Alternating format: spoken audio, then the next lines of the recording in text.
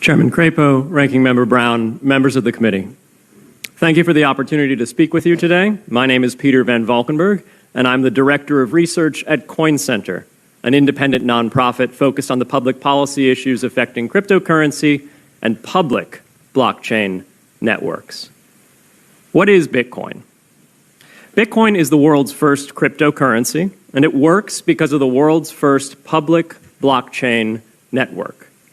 What does Bitcoin do? It's simple.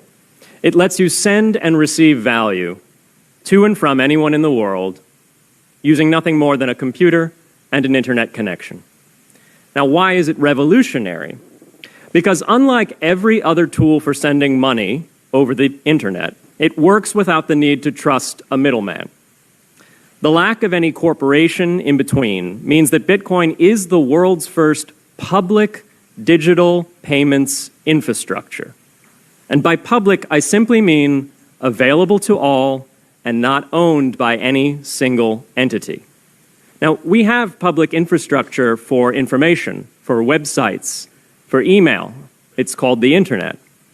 But the only public payments infrastructure that we have is cash, as in paper money. And it only works in face-to-face transactions.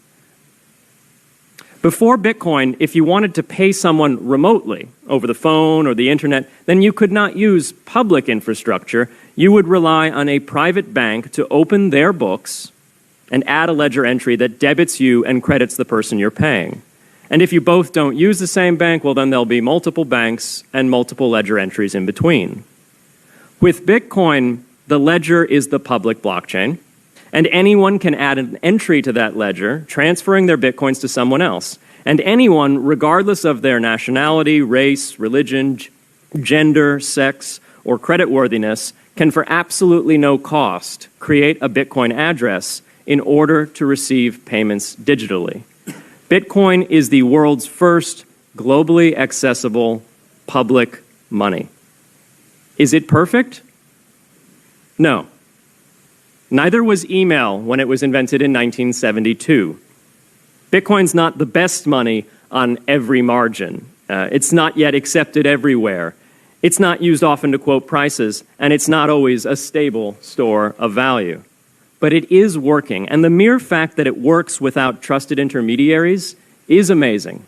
It's a computer science breakthrough, and it will be as significant for freedom, prosperity, and human flourishing as the birth of the internet.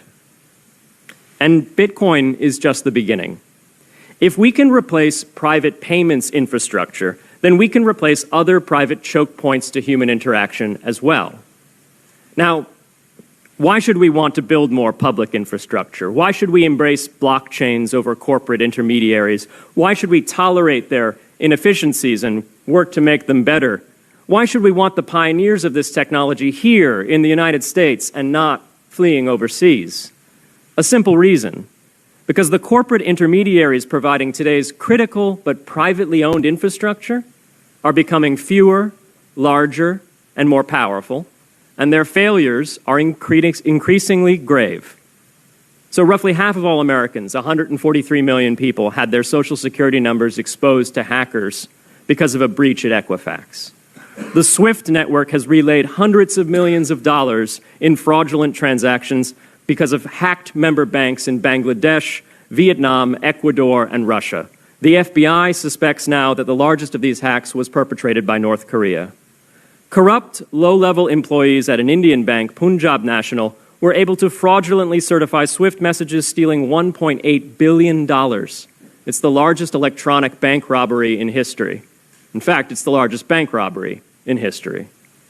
In October 2016, an estimated 1.2 million internet-connected devices were hacked and turned into a botnet that for several hours made prominent websites unavailable across Europe and North America, including CNN and Fox News, the New York Times, and the Wall Street Journal.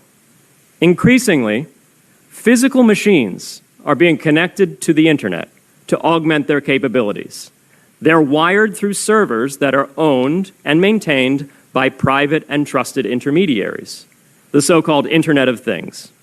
Pacemakers from St. Jude's Hospital have been hacked. Baby monitors from TrendNet have been hacked. And Jeeps from Jeep have been hacked to the point where they can be remotely commandeered and driven off the road. Now, those vulnerabilities are inescapable in systems that have single points of failure. It doesn't matter if the point of failure is a corporation or if it's a government. There shouldn't be a single point of failure. Similar choke points existed before the internet.